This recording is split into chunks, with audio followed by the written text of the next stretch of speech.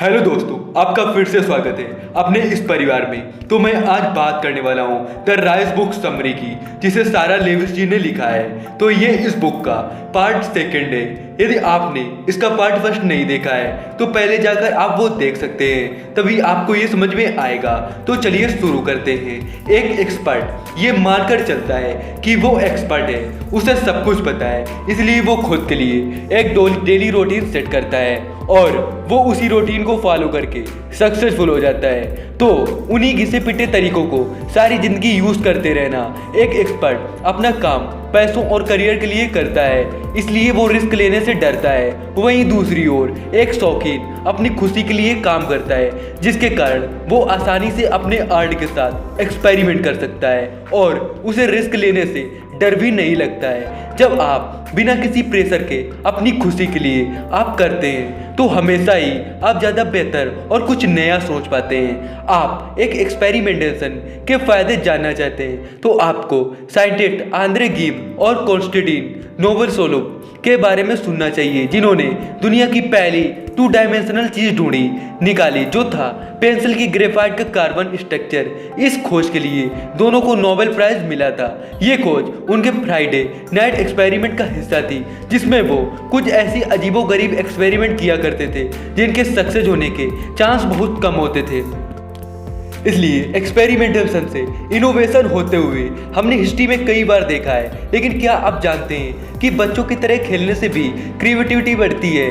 इसलिए आजकल कई कंपनियां अपने ऑफिस में अपने एम्प्लॉयज़ को खेलने का मौका भी देने लगी हैं। ये बात साइंस ने भी साबित कर दी है कि खेलने से हमारी थिंकिंग एबिलिटी बढ़ती है। एक स्टडी के दौरान 4 साल के बच्चों के 2 ग्रुप बनाए गए और दोनों को एक जैसा खिलौना दिया गया।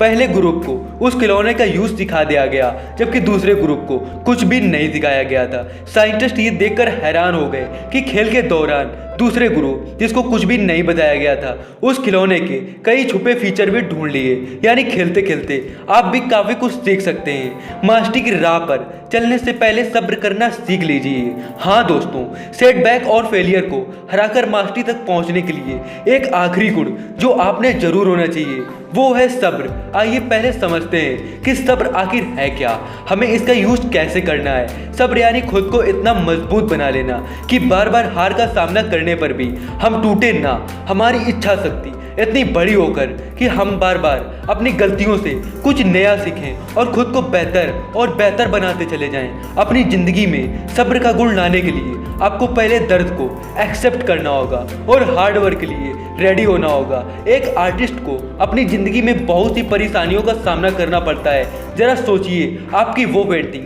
जिसे बनाने में आपने जान लगा दी है, उसे देखकर लोग उसमें जमाने भर की कमियां निकाल रहे हैं, वो आपको कैसा फील होगा। लेकिन इस क्रिटिसिज्म से निराश होने की बजाय आप इसका यूज करने के फायदे के लिए भी कर सकते हैं। यानी अपने क्रिटिक का हर पॉइंट नोट करें, उसमें से जो आपको अपने लिए बेहतर लगता हो उस पर काम करें, खुद में सुधार लाएं और बाकियों को भूल जाएं। यही सब्र की पहली पहचान है दोस्तों। एवोवा यूनिवर्सिटी के वर्ल्ड फेमस राइटिंग प्रोग्राम में एक बहुत दिलचस्प बात सामने आई है कि दुनिया के महान राइटर वो बने जिन्होंने बिना रुके प्रयास किया, वो नहीं जिनके अंदर नेचुरल टैलेंट था। इसलिए फेलियर को अपनाएं, क्योंकि ये उस आग की तरह है जो आपको तपाकर खरा सोना बना देगा।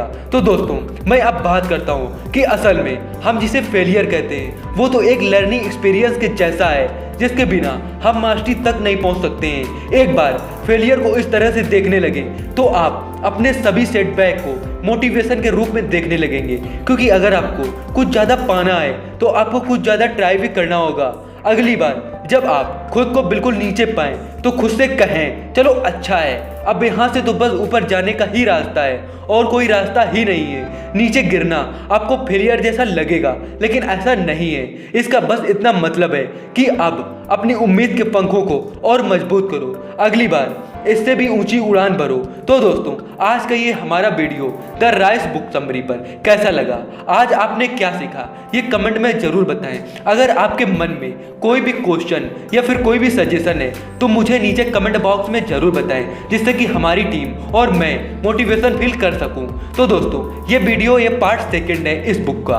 और वो दोस्तों, मैं आपकी इन्फॉर्मेशन के लिए बता दूं कि अगर आप ऑनलाइन बिजनेस सीखना चाहते हैं तो इस चैनल को सब्सक्राइब कर लें, क्योंकि आने वाले समय में 200+ बिजनेस आइडियाज